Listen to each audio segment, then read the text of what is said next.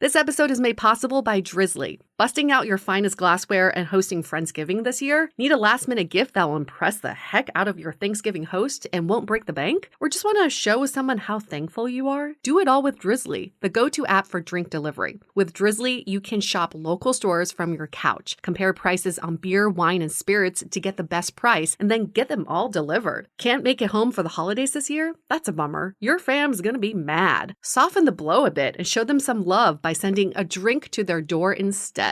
And maybe promise that you'll be there for next year's Thanksgiving? Yeah.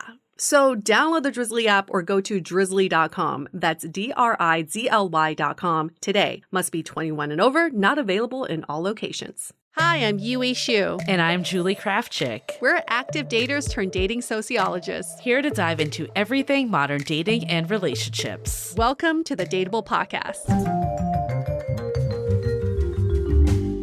Hey, got a burning dating question? Well, you and Julie are to your rescue with Brunch Talk, where we answer your dire dating questions that you may have, and we'll answer them to the best of our ability. You're in the right place, though, because we got a good one today. One that I think hits in different ways for people. So I'm excited about this one. And what is this question, Julie, so excited about? The question is, what should you do when your partner prioritizes their family over you? More context. I've been struggling with my partner because he always chooses his son over me instead of finding some middle ground. It's been causing a huge rift in our relationship. What do I do? I've been trying to develop a thick skin and not let his son bother me, but I'm running out of other ideas. Yes. Okay. The language that you're using is he's choosing his son over you. Like he is intentionally shooing you away to spend time with his son. I'm not sure if that is the case, but that is how you're interpreting what is happening. My first inclination is to say, can you verify that with your partner? Is he intentionally taking time away from you to give more time to his son? That's first and foremost to clarify. And the second thing I would think about doing is establishing some sort of expectations, because it sounds like you went into this without any expectations and he's going on with his life how he thinks it should go. And you are putting some sort of expectations on him that he's not meeting. So if he's not aware of your expectations, then how is he supposed to meet them? I mean, I'm going to give my perspective. I have not been in this situation or have a child, but we've definitely talked to a lot of parents in our Facebook community. And my understanding, and totally valid, it's like your kids do come first a lot of times. Yeah. Doesn't mean that your relationship isn't valid, but I think as parents, you have to prioritize your children. Like it's not like a choice that's being made between the two. So how do you start to accept that like this relationship with someone with children, you're not going to get 100% of their time at all times? How do you do that in a way that works for the whole dynamic with everyone? And I'm kind of like sensing this, like I'm not getting along well with the children too from this. And the question I would have too, is it because the expectation is that they're with me all the time and we're doing our life together and there's this like added choose me or choose the children? Is that the issue? Or is it that genuinely you don't get along?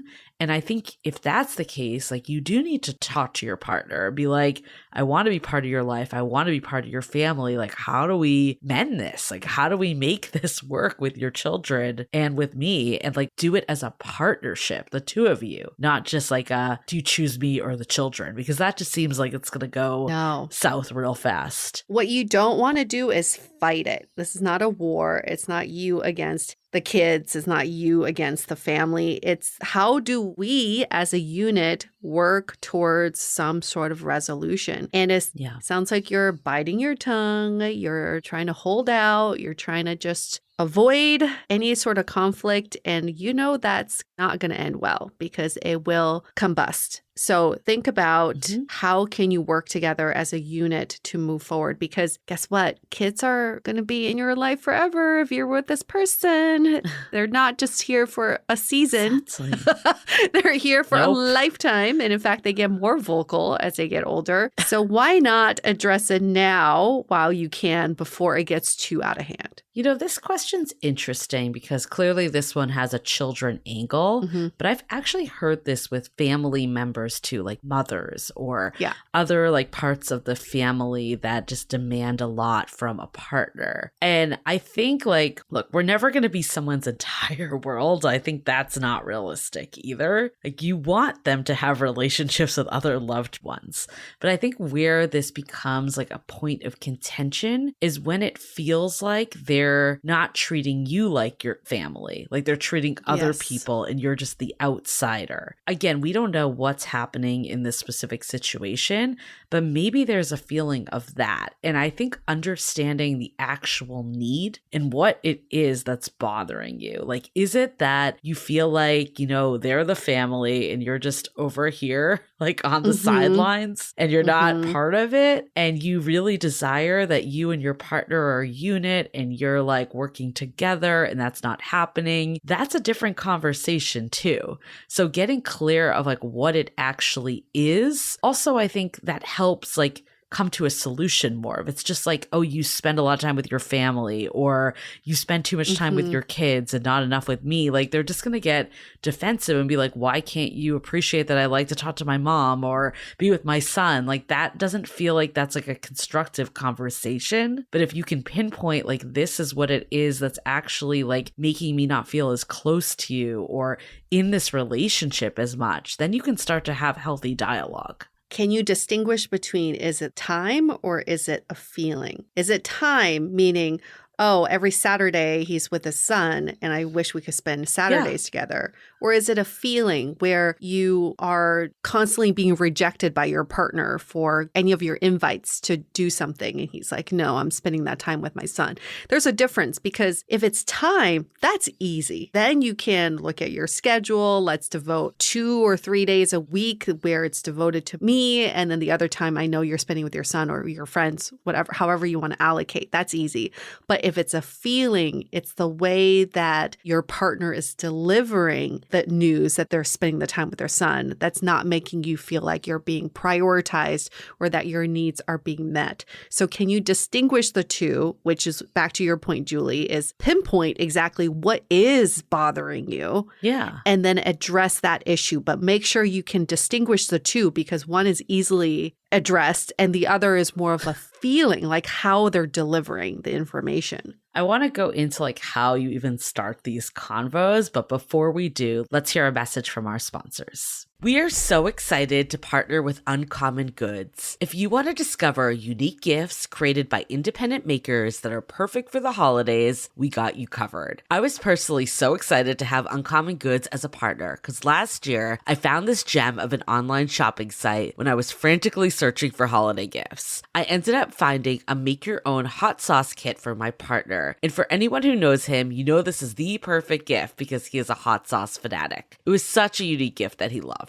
And what I love about Uncommon Goods is that they have something for everyone. From art to jewelry to kitchen, home and bar, it's not going to be that same lackluster gift you could find anywhere. So if you're looking for products that are high quality, unique, often handmade or made in the US, then this should be your go-to gift destination. They have the most meaningful, out-of-the-ordinary gifts anywhere. Whether you're shopping for your secret Santa or your entire family, Uncommon Goods knows exactly what they want. And the best part, Dateable listeners get 15% off. To get 15% off your next gift, go to uncommongoods.com/dateable. That's uncommongoods.com/dateable for 15% off. Don't miss out on this limited time offer. Uncommon Goods, we're all out of the ordinary. This episode is sponsored by Bearaby. Bearaby is a sustainable home wellness brand on a mission to create a calmer, more comforted world, one nap at a time. Their flagship product is a biodegradable, plastic-free, hand-knit weighted blanket that I've fallen in love with. I'm a big fan of naps, but I can't always fall asleep that fast, which eats into my actual nap time. With a Bearaby weighted blanket, I fall asleep almost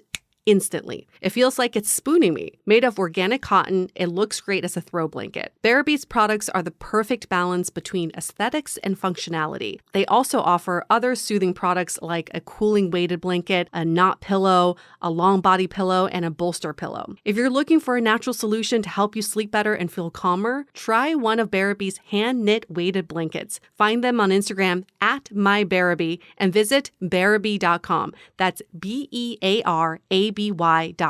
They offer free shipping and hassle-free returns on all orders within the contiguous United States. This episode is made possible by Modern Fertility. Knowledge is power, and when you know more, you can make better decisions for your body, your health, and your future. There aren't many decisions bigger than having a kid, but for many women, their fertility is a big question mark. That's why Modern Fertility was created. It's an easy and affordable way to test your fertility hormones at home with a simple finger prick. Mail it in with a prepaid label, and you'll get your personalized results within 6 business days. The results go deep into what every hormone means, and you can also download the results to review with your doctor for next steps. Traditional hormone testing at a fertility clinic can cost over $600, but Modern Fertility tests the same general set of hormones for only $179. And right now, Modern Fertility is offering our listeners $20 off the test when you go to modernfertility.com/dateable. That means your test will cost $159, which is a fraction of what it would cost at a fertility clinic. Get $20 off your fertility test when you go to modernfertility.com/dateable. modernfertility.com/DATEABLE. Okay, so let's say you're like, okay, I'm feeling this now. I think it's coming from the sense that I feel like more of an outsider, or I feel like this person isn't in it with me. How do you start to address that with them? Yeah, and I think it goes, always start with what you enjoy about your partner. And the reason why you're bringing this up is because you enjoy being around your partner so much. So start with, right. I so love spending time with you. I feel like I can't get enough of you. Sometimes I get the feeling that you would prefer to spend time with your family, or I get the feeling that I'm kind of separate from your priorities with your family. And again, I would love to spend more time with you and get to be part of your life more. So how can we work towards that? Yeah. No, I think that's totally valid. That's so much different than being like, you spend all your time with your mom, or you spend all your time with your son. Like, it's just such a different conversation. And I think too, like, even just being like, I love our partnership. X, Y, and Z is great about it. Like, when we are, with our families, I want to feel like you're my partner. Like, I don't want to feel like it's my family versus you, or you against me, like all this. Like, I want to feel united. How can we like approach this dynamic different when it's different than just the two of us, for example? Like, I think just problem solving together is a good strategy in addition to sharing what you want. It's such a collaborative conversation. How wonderful is that? Then you're bringing them into the problem solving versus being like, you're the problem. Now you figure it out what to do. No, it's like, this is our or problem. Your son's the problem. Yeah. Oh, that's even worse. Then you'll be definitely ostracized forever. But yeah, it's like, how do we bring in everybody into the conversation and make this a collaborative effort to move forward? The key words here are moving forward instead of ruminating, avoiding. You don't want any of that. No. And I think finding a solution, you have to, because ultimately, like, whatever family your partner has, like, it might not be children, it could just be anyone, but like, you don't want to take that away from them either. No. Like, that's been something that's been with them. I mean, first of all, if you did, that would just be unhealthy, but also they're going to be resentful too. If like all of a sudden they can't talk to their mom anymore, like that's really kind of messed up when you think about it. So how do you find a solution that doesn't cut them from family, but also gets your needs met? That's what you need to figure out. And how can you do it in a way that maybe you actually enjoy all being together more, and you don't look at it as an us against them situation? Yes, it's not about splitting time. It's about sharing time. It's a little different. Yeah. So sometimes you can share that time together or away from each other. My friend who is dating someone with 2 grown daughters and an ex-wife said it best. You just have to fully embrace them. Yeah, you do. You do. Fully embrace them. It's not like, oh, this will end at some point, or this is just a phase. It's not a phase. Guess what? It's not a phase. Fully embrace them and immerse them into your life as much as you can, because the beginning stages of all of that will be much easier than if you were to do it a few years down the line when resentment's already built up. So do it early. Get to the problem early, and you'll save yourself a ton of headache down the line. Yeah. I mean, people always say when you get married, right? Like you're not just marrying the person, you're marrying the family. And of course, that varies depending on how close by in proximity this family is. And is it like their, extended family or kids that are there today? So there's differences. But regardless of what it is, you have to accept all the people that are coming to the table and building a life together and figure out how to make it work. Exactly. Great question. I'm sure very relatable for many people. Yeah. Very relatable for our age range, Julie.